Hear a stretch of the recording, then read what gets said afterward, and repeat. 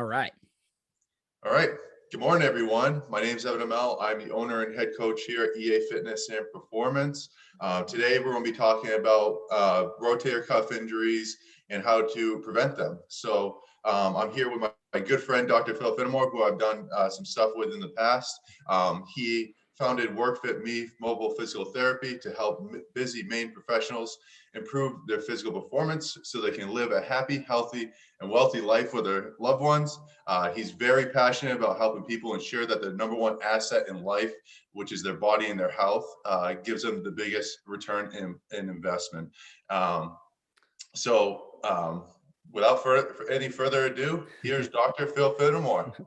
Evan, thank you very, very much for working on another one of these workshops with me. One thing that I'll make sure to do afterwards is, as I said, we're recording this, and Evan and I did a workshop about a month ago, maybe a little more than a month ago, on conservative treatment of back pain. So we'll make sure that I'm going to send this recording back out to those that have signed up for this.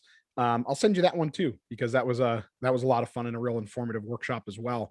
So we'll make sure we get that. But thanks, Evan, for collaborating on this with me again. I think it's going to be a lot of good information that can help a lot of people with something that's very common and very very effective to treat in a very conservative way. And there are a lot of ways we can prevent these types of injuries from happening as well. Just a little bit more background on me, because Evan did such a great job introducing me and what I do. Been a physical therapist for just shy of 6 years now. I spent my entire career working in the outpatient orthopedic world. So things like back pain, neck pain, shoulder pain, knee pain, hip pain are all types of things that I've seen and help people work through and prevent on a daily basis for the last almost 6 years. Something I'm very passionate about for sure. And with the shoulder, especially, as I already alluded to, there are a lot of things that cause some of these rotator cuff injuries that are very preventable and happen from some very common muscle imbalances that we see develop over time throughout our life. And that can happen for a variety of different reasons. But at the end of the day, most of those reasons can be treated through conservative management. So as some of you might have seen in the event and in some of the promotion for the event, rotator cuff injuries make up about 80% of all shoulder injuries. If you have shoulder pain throughout your life, the rotator cuff is usually the culprit of that pain. That can present in a couple different ways. Even though your rotator cuff is very high on the shoulder, much higher on the shoulder than people think, it's very common for pain to be on the outside of that upper arm, okay? And even going down toward the elbow. If you're having pain past the elbow, that's probably a different issue or a secondary issue on top of the rotator cuff, but that's for another workshop. We don't have time to get into that right now. But that's what we call a pain referral pattern for the rotator cuff. So that's commonly where that is. So I'm going to share my screen real quick just so I can give you a little overview of the anatomy of the rotator cuff, so we know what we're talking about here. So if you look at this picture right up here, so this is the front view of the shoulder. This over here is the back view of the shoulder. So the rotator cuff is made up of 4 muscles. On the front side, we have this subscapularis, and that's actually more up in the almost like the front side of your armpit, right? That's where that muscle sits. It sits right on the front side of your shoulder blade. Up top here, we have the muscle called the supraspinatus.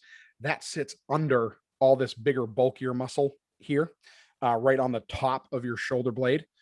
And then we have the infraspinatus and the teres minor on the back side of your shoulder blade. Okay, so each of these 4 muscles move as individually, as individuals, move the shoulder in a couple different ways. But as a unit, the rotator cuff works much better to help stabilize our shoulder joints. So you can see that all these 4 muscles almost sort of encapsulate that whole shoulder joint from all sides. this is the best visual I had, but I don't love the fact that the tendons of these two muscles stop here, because they really do more wrap around and come up to this area on the front of the shoulder. Um, so I don't love that visual, but it was the most clear visual I had to show you where all these muscles are. But all of the tendons of these muscles attach right in these areas right here. Okay. Which on our body is, again, it's like up here, pretty much right where my finger is right now. That area right there is where your rotator cuff attaches, right on the front of the shoulder. And they all attach in a very common area. Okay. So again, the all of those muscles work together to take that ball and socket and give it stability, kind of suck the ball into the socket and move that ball and socket the right way as we move our arm overhead. Okay.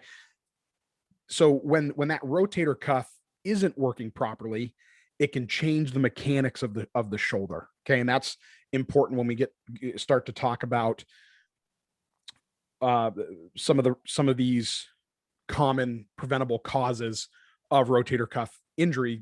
That's a key factor of that. So it really helps us, as it states in the name, do rotational and diagonal movements and stabilize that shoulder joint and make it move appropriately. Okay, when we're moving that arm up over shoulder height and overhead even.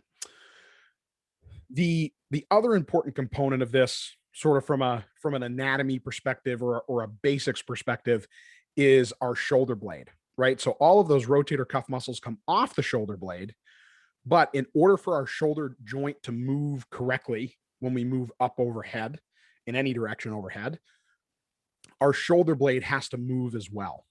Okay. And the mechanics of that shoulder blade moving, being off a little bit, can have a very big effect on increased stress being placed on the rotator cuff. Okay. So I'm going to share my screen again with you here, and we are going to look at that. So this picture here shows us how the shoulder blade is supposed to move and open up as our arm goes up overhead. Okay.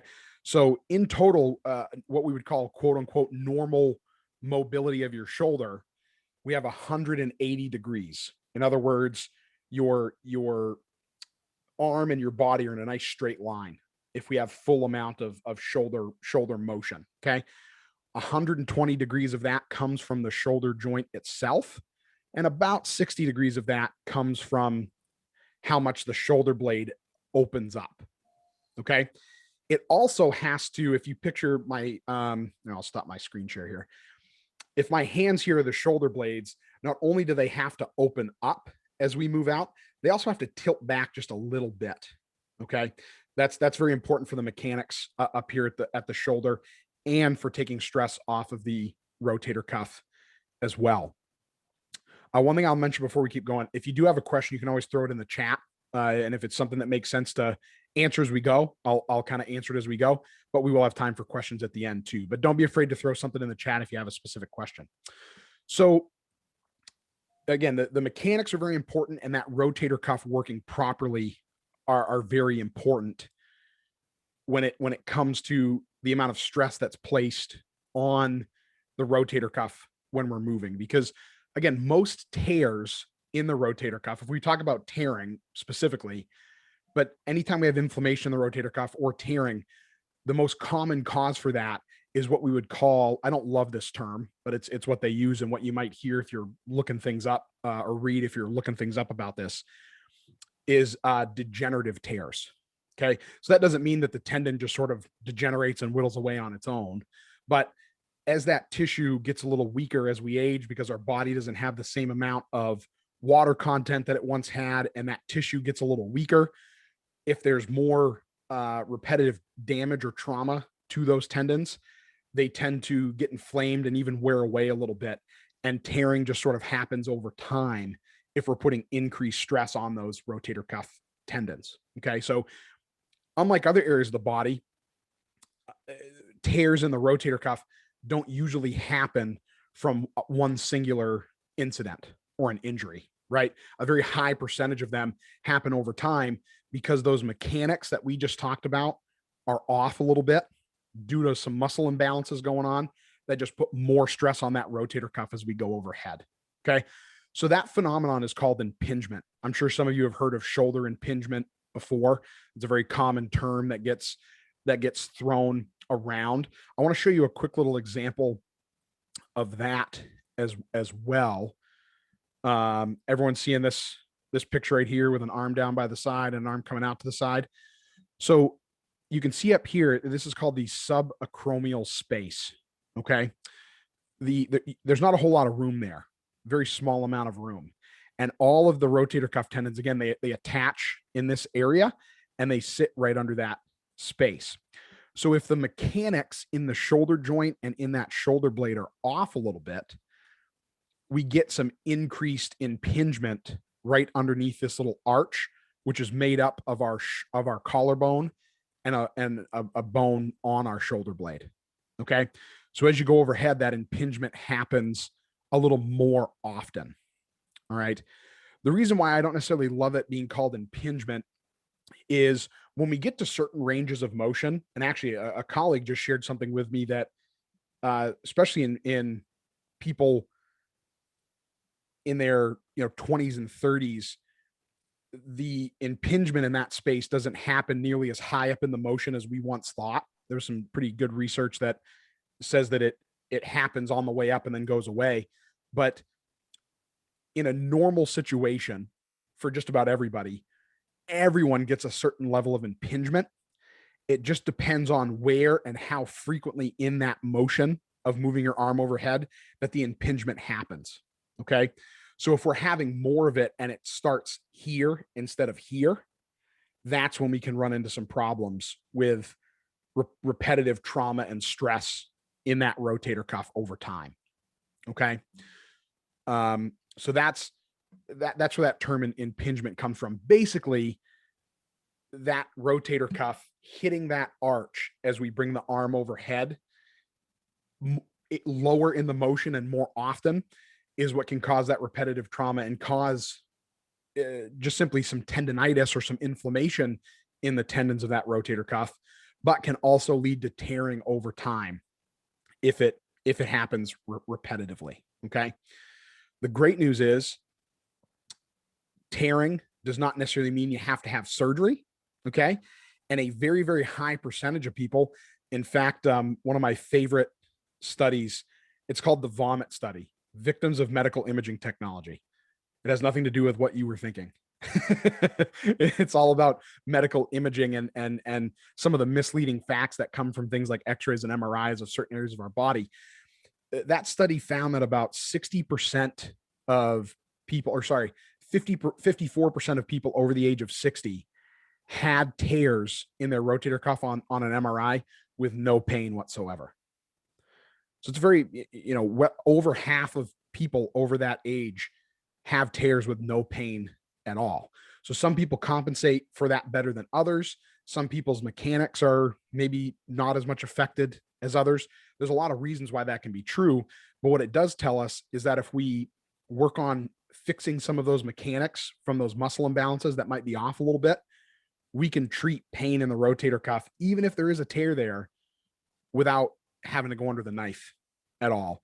And rotator cuff surgeries are very involved, and the protocols you have to follow after a rotator cuff surgery are quite lengthy and quite restrictive, especially early on. So any way that we can keep people moving and doing more without going under the knife is always the goal. So any big burning questions so far? I know I threw a lot at you there, but that's just some good intro stuff we kind of need to go over before we get into some mechanics. Anything you can think of, Evan, that you want to throw in so far, or was that good overview? That's a pretty good overview overall, because there's a lot of complexities to the shoulder joint, so it's not just one thing. So yeah, I think you hit the nail on the head on that. Okay, awesome. So let's talk about some of these imbalances that happen. Almost everybody I see, I say almost, I'm going to go ahead and say everybody I see. I hate to say everybody because there's in the medical field, there's no definites, right? There's always an outlier or two. But just about everybody I see with shoulder pain, with rotator cuff involvement, have some very common postural tendencies that develop over a very long period of time that change the positioning of our shoulder in the shoulder joint and change the mechanics around the shoulder joint and in that shoulder blade that then lead to more stress on that rotator cuff as they move overhead. Okay. So I'm sure all of us at some point in our life have been told to sit up straight, right? maybe many times. And we all get to a point where we say, oh, I should have listened to my mother, grandmother, father, grandfather, whoever was on you about sitting up straight. But especially in today's world where we're all sitting on computers or phones right now, right? And depending on the situation, that might be putting you into something that looks a little like this, where you're rounded forward a little bit more, right? And your head's a little bit more forward, and we're looking down. We're looking down at what we're doing, not necessarily looking up in the world. And even before electronics were big, even if you're more of a reader, right? Reading a book, you might be looking down or looking forward, whatever the case might be. So we tend to do a lot of things in life that bring us in that more rounded position. And what that does is it brings that shoulder joint up and forward in the shoulder. Right? The ball brings the ball sort of up and forward in the socket. And remember how small that space was at the top, right? That subacromial space we talked about. That closes that down a little bit. What these types of positions also do is makes you very tight and overactive up here and tight in some of your pec musculature. Okay. The pecs and the muscles up here take your shoulder blades and pull them forward and rotate them down. Okay. So we've just closed the space down, that subacromial space down even more, because instead of having them being able to be back and opened up, which they need to do to move overhead, they actually move forward and down. Okay. What that also does is take some of the muscles that help pull those shoulder blades back and open them up and stretches them out. And over time, the more stretched out they are, they don't work well and they get weak because of that. They also get weak simply because we're not using them, right? Because it's harder for them to use them, harder for our body to use them. So our nervous system and our body goes, we don't need to use those anymore. We'll figure out another way to move, because our bodies are master compensators almost to a fault. Okay. And it will figure out other ways to do what you need to do almost regardless of the situation. Right. So all of those things sort of snowball and change the mechanics of that shoulder joint. That is what starts putting some repetitive stress on that rotator cuff and can lead to inflammation, tendonitis, which can turn chronic, because unless we address those things that put us in that poor position, we're not going to get out of that inflammation, right? Those tendons aren't going to have time to have that process move forward and get to an actual a healing of that inflammatory process. And if it keeps up, can lead to tearing over time as well, which all leads to the rotator cuff not working as well, which we talked about is super important for that shoulder joint to move the way it's supposed to move when we move overhead, which can then lead to more pain, worse mechanics. The rotator cuff doesn't work as well and gets weaker, which leads to more pain, poor mechanics, right? So we get into this cycle that just sort of keeps spiraling and keeps us in that pain component. Okay. So that kind of cascade of events right there is why conservative treatment of those muscle imbalances, by getting you loosened up through your pec musculature, loosened up through the upper shoulder musculature here, more stable with better endurance and some postural muscles, and some strength and endurance in the rotator cuff itself, can all work together to correct those imbalances and restore proper movement in the shoulder joint. And it can happen anywhere we are in that process, right? I've had people who on an MRI have been shown to have what we would call a full thickness tear in one tendon and partial tears in some of the other tendons of their rotator cuff. And through conservative treatment and some habit and lifestyle adjustments, not have pain with day-to-day activity, right? If they do something just the wrong way or do something a little too vigorous with that shoulder, yeah, it can bring on some pain, but they can live their day-to-day life without surgery and without being in pain constantly all the time with a functional, what we would consider a functional amount of movement and use of that arm. So it's very possible, because these things happen over time. It certainly takes time to correct that, right? It certainly takes time to improve the flexibility in key areas, get muscles woken up, activated, improve the stability, work into some strength and endurance, and then beyond, to make sure we're working into some injury prevention. But it's all very possible to do at any age and at any stage in the process of developing shoulder pain. Okay.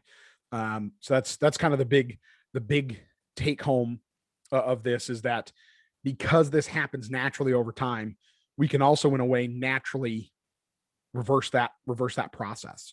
We just have to be hitting on the right things, both from a strength, stability, and flexibility component, and from, okay, what habits and lifestyle changes do we need to make to take stress off that area and get us out of that pain and inflammation cycle. Anything to add to that, Evan?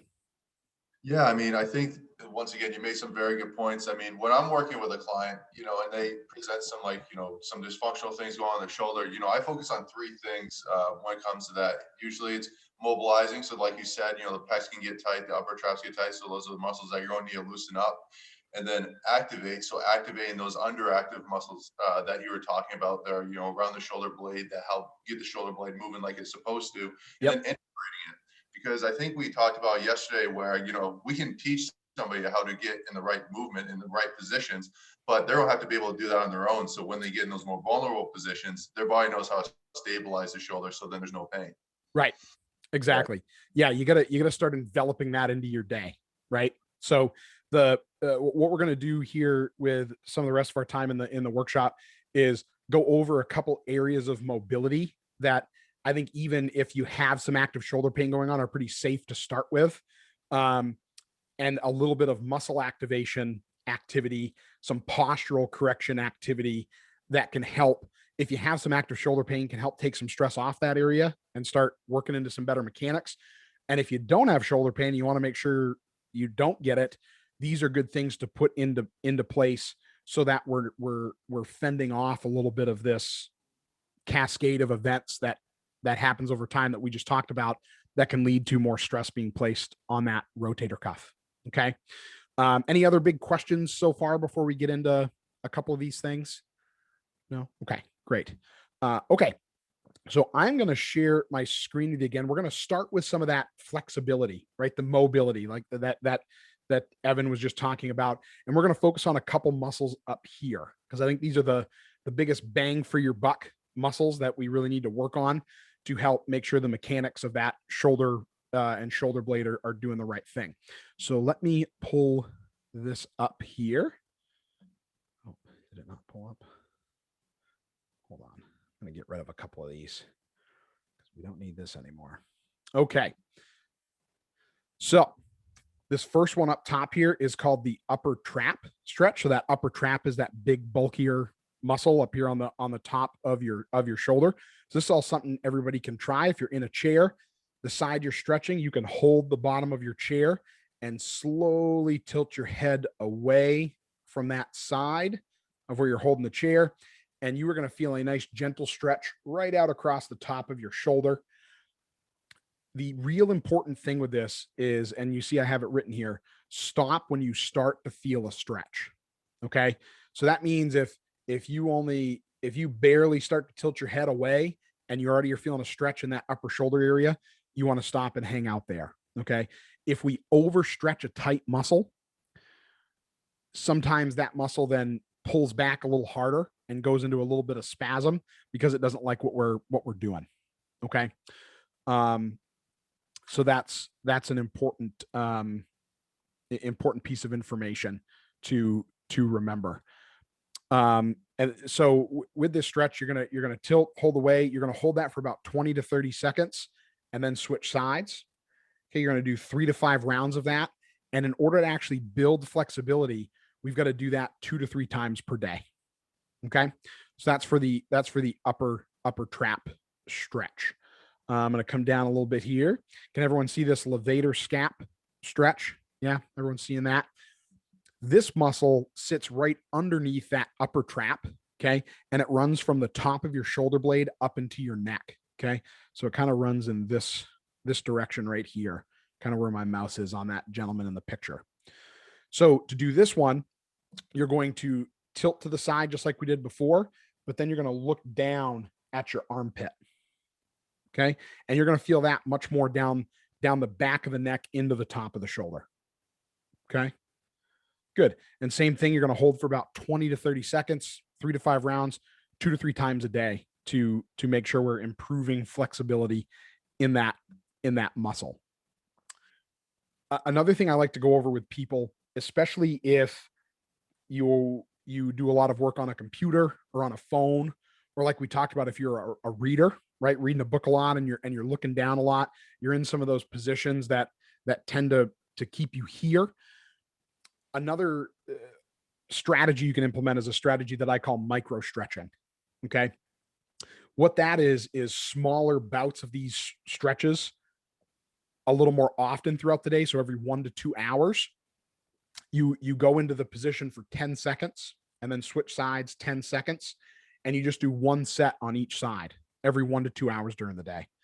So what that does is gets us out of that repetitive position, that sort of static position that always keeps those tight. It gets a little blood flow into the area. It helps give our nervous system in that area a good little wake up, a little feel good input, and can help us just get out of the habit of keeping that muscle tight, which is a habit that most of us have. Okay. It's the micro stretch is not going to help build the flexibility, but it's just going to feel good. It's going to get that muscle in a better position, and it's going to help support the flexibility of doing those 3 to 5 rounds 3 times a day. Like we talked about, that's actually going to build the flexibility. Okay. So that's a real good strategy that you can do throughout the day if this is something that's tight for you. And again, even if you don't feel a lot of tightness there and you feel like you can move pretty far, still good to do those in a preventative manner. Another thing that just popped in my head, and Evan, I'm sure you do a lot of this with people using more using other aids to do more of, you might hear the term of a smash, right? A muscle smashing or mobility, right? Using something like a tennis ball or a lacrosse ball. I'm not sure if anyone has what's called the Theracane, but those are, I don't know who invented that, but I'd like to shake their hand because it's a it's a fantastic invention. Because one thing you can do is, if you have a lacrosse ball or a tennis ball, you can take that and put it back up in this area and sort of pin it against the wall, right? And kind of roll around in that area. Because for some people, moving that neck can irritate their neck a little bit if you have some other underlying things going on. So just basically doing some massage in that area with another object, like a tennis ball, lacrosse ball, maybe your significant other, right? If you can convince them to rub your shoulders every once in a while, right? That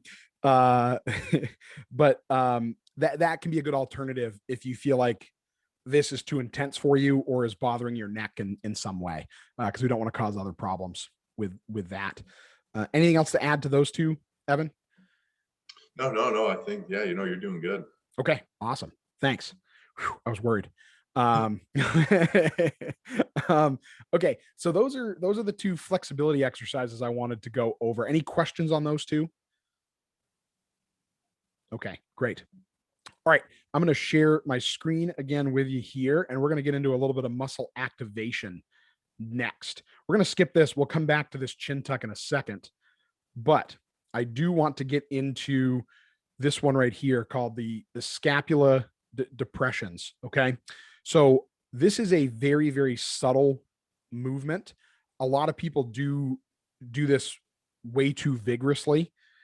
And it's a very small movement. And if we're doing it right, you'll feel it in the muscle. The muscle we're working runs just like this from the shoulder blade toward the spine here. And that's where you will feel that working. So what we're going to do with this, I'm going to stop my share just for a second, and I'm going to show this to you. I'm going to bring my screen down a little bit. So to bring those shoulders down and back, it's a very, very slight and gentle motion. Okay. So a lot of people like to come up like this, or some people show it where you bring your shoulders up and kind of roll them back. But in order to really isolate that muscle we're going for, it's a very, very gentle down and back. Okay. And if you feel that too far down in your back, we're trying to do too much. Okay. So just it's a very gentle down and back. Hold that for about 3 to 5 seconds. And I tell people to do about 30 of these at a time, and as much as you can. Okay. Really wake that muscle up, just get it activated, get it working. That's kind of the idea of this exercise, is to just repetitively use that muscle, as it's a muscle that commonly is stretched out and weak and not working properly. So we just need to wake it up. Michael, did you have a question? You had your hand raised there, so I just want to make sure we give you time to do that. You can unmute yourself if you do, or just type it in the chat. That works as well. So let me go back to that screen share again. So yeah, the other cue I like to give people is you're putting your shoulder blades in your back pockets. Okay. That's a good little cue to make sure you're doing this motion the right way. Okay. You're putting your shoulder blades in your back pockets. Okay. And again, hold for about 3 seconds, 30 of those, and work on this often throughout the day. I tell people to do a set of 30 like 5 times a day. Okay. You can do this when you're driving in the car. You can do it when you're watching TV, reading a book on the computer, on your phone, whatever the case might be. This is a great one to kind of throw into your day and get some key muscles working that are going to help restore the mechanics of that shoulder and take stress off that rotator cuff. Let's go back up to the chin tuck here, because this is a good postural correction exercise. So you notice in the picture here, her whole head goes straight back, right? So we're not doing a chin to the chest. We're not doing an up and back. The whole head is going straight back. I'm going to turn to the side here and show you what I mean. That's it. Okay. That's all it is. It's a very, very small motion. But it's very good to help correct our posture. Because again, we tend to be here, right? A lot of us tend to be in this type of a position when we're more rounded. So when you do this, you're going to feel a real good stretch up here at the base of the skull where the head meets the neck. And you should feel a nice gentle stretch down through here. The real important thing with that is not to crank way, way far back. Okay. It's a very small motion, because if we do too much, again, and we're pulling on tight muscles, you can create pain, discomfort back in the back of the neck where the head meets the neck, as well as down through here. So we want this to be a nice gentle stretch down through that area. That's just a good little postural correction exercise. Works on getting you up here. When you get good at both of those, the shoulders down and back and the chin tuck, you can do them both at once. Okay. You do gentle shoulders down and back, a little bit of a chin tuck, and you're in a nice, good position. Muscles that we need to get relaxed are relaxed. Muscles that we need to get activated are activating. Say that 5 times fast. And and we're taking some stress off that rotator cuff all at the same time. Okay. Anything else to add to that, Evan? No, I mean, I think the real important thing, with all the information that we're giving you guys today is, people have a tendency, if like they have pain or if they have a tightness, just to stretch, which is great, but that's only one piece of the puzzle. Like you got to also incorporate those activation exercises and, integrate it into certain movements to make that stretching actually effective, because otherwise it's just going to get tight again. Exactly. Yeah. Yeah. If we don't address, I always think about it as a pyramid. right? So these few things we talked about today are sort of the foundation of the pyramid, the activation and the mobility, right? Activation, mobility. Then we kind of build it up to stability, and then we can build the strength and endurance, right? But if we don't do these few things first, we're gonna miss the boat. Things can get better, but they're not going to get as better as they could, and we're not going to be as good at preventing things from coming back again if we don't start from the ground and just incrementally work our way up and make some of those changes in our day.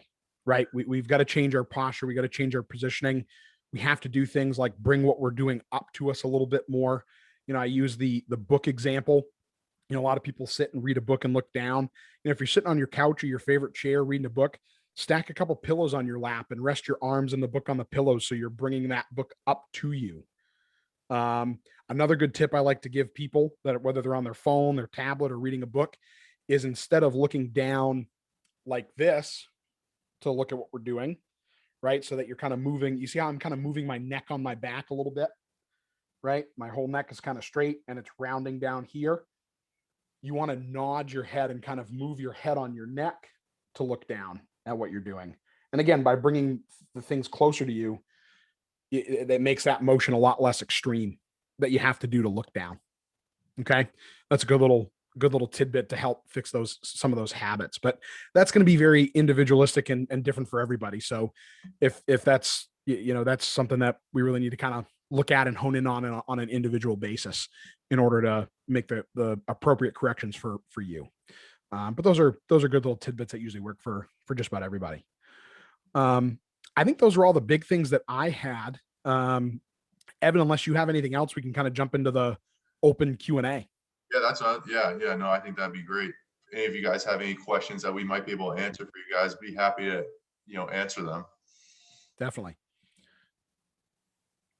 Oh, you gotta mute. Yeah, just unmute yourself there and ask away. There we go. There we go. I would like to ask you about rubber bands. I was told that I can do a lot for my rotator cuffs by putting my elbow next to my rib cage and do in both directions gentle stretches with the rubber bands. Is that something that you recommend?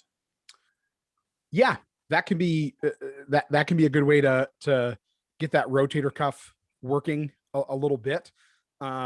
You definitely the few things that we went over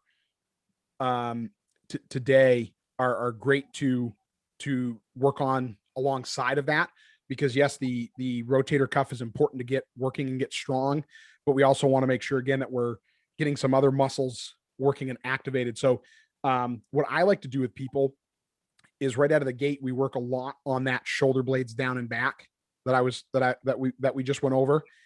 And then before you do that rubber band exercise that you mentioned, make sure you get in that position and hold it the whole time you're doing the rubber band in the position and in the motions that you just described. Doing those two things together is going to make sure that we're working on the mechanics at the shoulder blade while you're also getting that rotator cuff working. Another thing I'll add to that is I really like to have people roll up a towel and stick it under their elbow while they do that, so that your elbow's not flat against your rib cage. That puts your shoulder joint in a much better position and make sure we're not putting too much stress on the rotator cuff while you're working that muscle. Thank you. Yeah, that's a great question. And Deb, did I answer your question as well?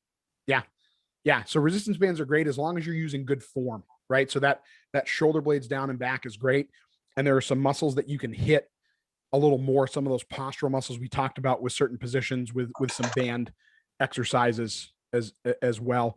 Again, that it's different for everybody, and the areas that you should be hitting might be a little different for everybody. So getting that looked at by someone who can help you figure out which ones are best for you is important. Yeah. And what about I was told to be careful about doing anything above my head, and for example, lifting weights. That this is not good for my rotator cuff. I don't know if you can see me in my screen. Yeah. To keep it at this level. not to go above with my elbow above my, is that correct? Or do you have something to say on that? Yeah, I think that when you're having some active pain, you and we haven't addressed some of those mechanics that we talked about quite yet.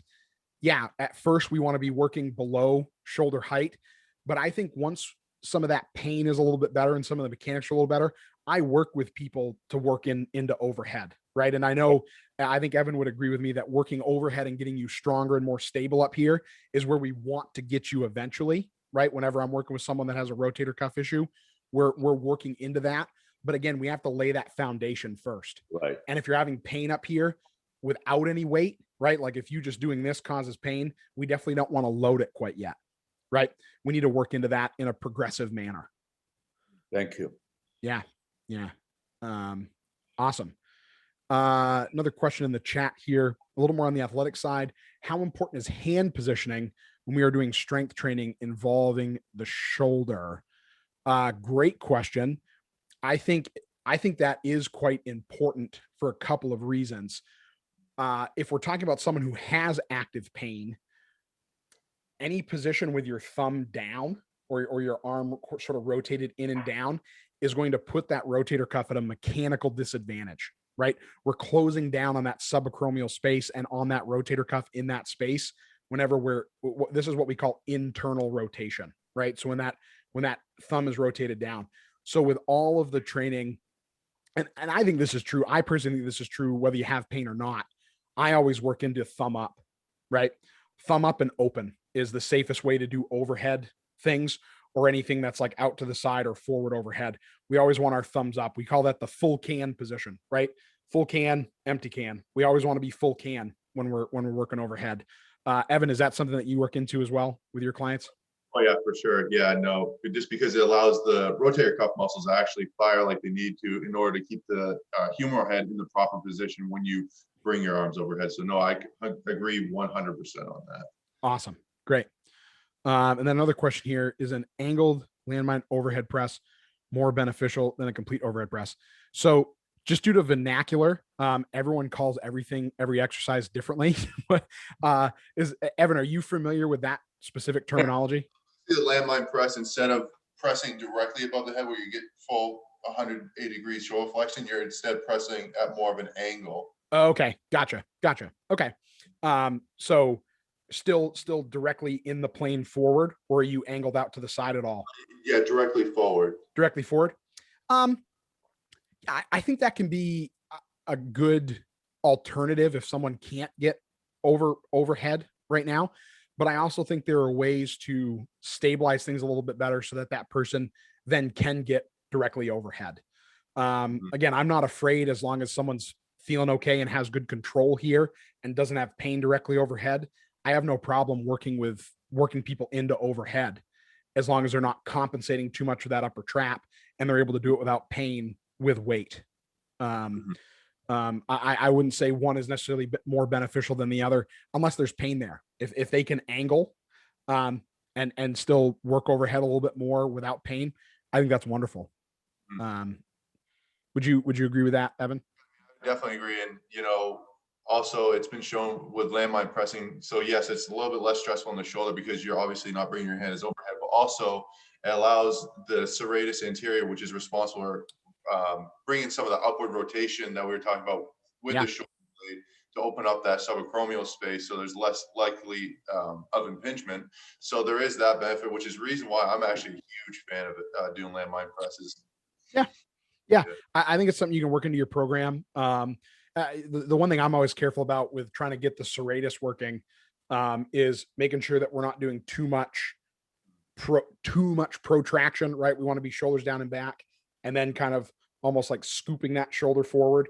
Because if we do too much forward to try to really compensate or not compensate, but over activate that serratus, sometimes people like Evan and I might cue that too much, right? we got too much. Yeah, right, exactly. Right. We don't want to push too much forward to get that serratus going because that can actually close that space down a little bit if we don't do it right.